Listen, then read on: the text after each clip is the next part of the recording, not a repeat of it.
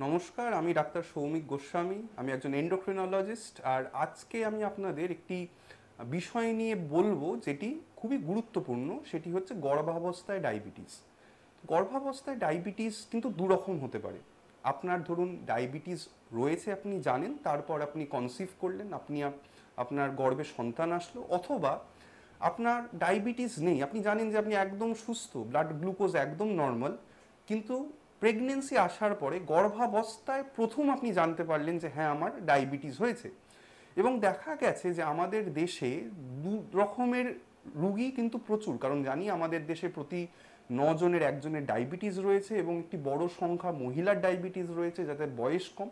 সুতরাং ডায়াবেটিস আছে এবং প্রেগনেন্সি নিয়েছেন সেরম সংখ্যা যেরম আছে, একইভাবে প্রেগনেন্সি আসার পরে সাধারণত ওই ধরুন 6 মাসের মাথায় গিয়ে ব্লাড গ্লুকোজ অনেকের বাড়তে শুরু করে, যেটিকে আমরা বলি জেস্টেশনাল ডায়াবেটিস। এবং উভয় ক্ষেত্রেই আমাদের টার্গেটগুলো কিন্তু খুব স্ট্রিক্ট, কারণ এমনি যার গর্ভাবস্থা নেই, যার এমনি নন প্রেগনেন্ট স্টেটে আমরা যে টার্গেটগুলো ব্লাড গ্লুকোজের চেষ্টা করি অ্যাচিভ করার, গর্ভাবস্থায় কিন্তু আমাদের টার্গেটগুলো অনেক বেশি স্ট্রিক্ট। তো এবার যার ডায়াবেটিস আছে, যিনি গর্ভধারণ করতে চান, আমরা সব সময় বলি যে আপনাকে আমরা এমন ওষুধ দেব যাতে আপনি গর্ভধারণ করলে আপনার সন্তানের ক্ষতি না হয়। এবং সাধারণত দেখা গেছে ইনসুলিন সবচেয়ে সেফ ওষুধ, সবচেয়ে এফেক্টিভ ওষুধ। যে কেউ চাইছে যে আমি গর্ভধারণ করতে চাই, আমার ডায়াবেটিস রয়েছে, সেক্ষেত্রে ইনসুলিন দিয়ে ব্লাড গ্লুকোজ কন্ট্রোল করলে খুব সহজে, খুব সেফলি গর্ভধারণ করতে পারেন। এবং বাকি প্রেগনেন্সিতেও আমরা ইনসুলিনের ডোজটা সেইভাবে অ্যাডজাস্ট করতে থাকি।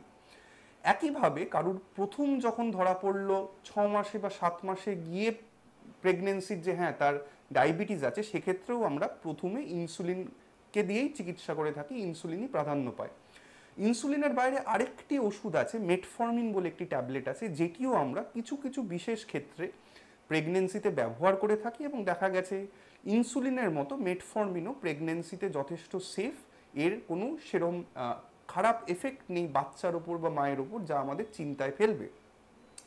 এবার আমার ধরুন ডায়াবেটিস আছে, আমি প্রেগনেন্সি নিতে চাই, সেক্ষেত্রে আমার কিন্তু চেষ্টা করতে হবে খালি পেটে ব্লাড গ্লুকোজটা ওই মোটামুটি 90-95-এর মধ্যে রাখা, ভরা পেটে ব্লাড গ্লুকোজটা মোটামুটি 120-30-এর মধ্যে রাখা, এবং HbA1c বলে যে টেস্টটি হয় সেটি 6.5%-এর কমে রাখা। এবং আমি যদি 6%-এর কমে রেখে প্রেগনেন্সিতে প্রবেশ করতে পারি, সেটি কিন্তু আরও ভালো সন্তানের জন্য এবং মায়ের জন্য। এটি কেন প্রয়োজন, এত স্ট্রিক্ট কন্ট্রোল আমরা কেন বলি? এই জন্য বলি কারণ দেখা গেছে যে ব্লাড গ্লুকোজ অল্প বাড়লেই প্রেগনেন্সিতে যে সন্তান বড় হচ্ছে আমাদের গর্ভের মধ্যে, তার ওপর কিছু খারাপ প্রভাব পড়তে পারে। ব্রেনের ওপর কিছু ক্ষতি হতে পারে, হার্টের ওপর কিছু ক্ষতি হতে পারে, স্পাইনাল কর্ডের ওপর কিছু ক্ষতি হতে পারে। এবং ভালো ব্লাড গ্লুকোজ যদি আমি কন্ট্রোল করতে পারি, যে সংখ্যাগুলো বললাম তার যত কাছাকাছি পারি রাখতে ইনসুলিন এবং দরকার হলে মেটফর্মিন দিয়ে, তাহলে কিন্তু কোনো কমপ্লিকেশন হওয়ার চান্স প্রায় নেই বললেই চলে এবং খুব সুন্দরভাবে প্রেগনেন্সিটি আমরা কাটিয়ে দিতে পারি। এবার ধরুন কারুর ব্লাড গ্লুকোজ নর্মাল, ডায়াবেটিস নেই, প্রেগনেন্সিতে ঢুকলো, আমরা বলি রুটিনলি প্রত্যেকটি ভারতীয় মা গর্ভধারণ করার পরে 24 সপ্তাহের মাথায় গিয়ে একবার কিন্তু স্ক্রিন করা উচিত যার জেস্টেশনাল ডায়াবেটিস আছে কিনা, কারণ সেই রিস্কটি আমাদের দেশে খুব হাই। কি করে চেক করব জেস্টেশনাল ডায়াবেটিস আছে কিনা? 6 মাসের মাথায় বা 24 সপ্তাহের মাথায় গিয়ে একটা ফাস্টিং সুগার দেখতে হয়, তার সাথে সাথে 75 গ্রাম গ্লুকোজ 1 গ্লাস জলে গুলে খেয়ে তার 1 ঘন্টা 2 ঘন্টা পরে আবার ব্লাড গ্লুকোজ দেখতে হয়। ফাস্টিং গ্লুকোজ যদি 92 বা তার বেশি থাকে, অথবা গ্লুকোজ খেয়ে 1 ঘন্টা পরের ব্লাড গ্লুকোজ যদি 180 বা তার বেশি থাকে, অথবা গ্লুকোজ খেয়ে 2 ঘন্টা পরের ব্লাড গ্লুকোজ যদি 153 বা তার বেশি থাকে, আমরা বলি আপনার জেস্টেশনাল ডায়াবেটিস আছে। এবং জেস্টেশনাল ডায়াবেটিসের চিকিৎসা একই রকম, যেরকম বললাম ইনসুলিন, কিছু কিছু ক্ষেত্রে মেটফর্মিন। আমাদের খেয়াল রাখতে হবে যে আমাদের দেশে দেখা গেছে যে এই জেস্টেশনাল ডায়াবেটিসের হার খুব বেশি, এবং যেহেতু ওভারঅল ডায়াবেটিসের হার খুব বেশি, আমরা বলে থাকি যে যদি সুবিধে হয় তাহলে 24 সপ্তাহ অবধি অপেক্ষা না করে আপনি প্রেগনেন্সিতে ঢোকার পরে আপনি যেই জানতে পারলেন যে হ্যাঁ আমার গর্ভে আমি সন্তান ধারণ করেছি, প্রথম দিকেই সেটি 6 সপ্তাহ হোক 10 সপ্তাহ হোক, তখনও কিন্তু একবার ব্লাড সুগারটা চেক করে রাখতে পারলে ভালো হয়। তাহলে ডায়াবেটিস থাকলে আগে থেকেই ভালো কন্ট্রোল করে আমি প্রেগনেন্সি নেব। ডায়াবেটিস না থাকলে অবশ্যই 24 সপ্তাহে চেক করব এখন আমার ডায়াবেটিস হয়েছে কিনা। এবং যদি সম্ভব হয় প্রেগনেন্সি ধরা পড়ার পরপরই ডায়াবেটিস না থাকলেও একবার ব্লাড গ্লুকোজটা চেক করে নেওয়াটা বাঞ্ছনীয়। এটি একটি খুব বড় টপিক, ডায়াবেটিস, গর্ভাবস্থা। আমি আপনাদের একটি ছোট্ট ওভারঅল আইডিয়া দিলাম।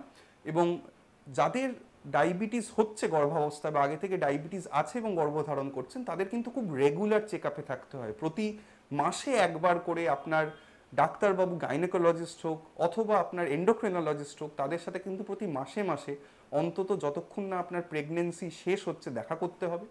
আরেকটি কথা বলা প্রয়োজন, এই যে জেস্টেশনাল ডায়াবেটিস, যাদের আগের ডায়াবেটিস ছিল না, প্রথমবার ধরা পড়লো 24 সপ্তাহে, তাদের অনেকেরই কিন্তু সন্তান প্রসব করার পরে ডায়াবেটিসটা কমে যায়, ঠিক হয়ে যায়, নর্মালে ফিরে আসে, কিন্তু তাদের ভবিষ্যতে ডায়াবেটিস হওয়ার রিস্ক খুব খুব হাই। সুতরাং তাদের প্রতি 6 মাস বা 1 বছর অন্তর অন্তর আমরা বলি যে আপনারা চেক আপে থাকুন, ব্লাড গ্লুকোজ দেখতে থাকুন যে আবার আপনার ডায়াবেটিসটা ফিরে আসছে কিনা, এটাও আমাদের মাথায় রাখতে হবে।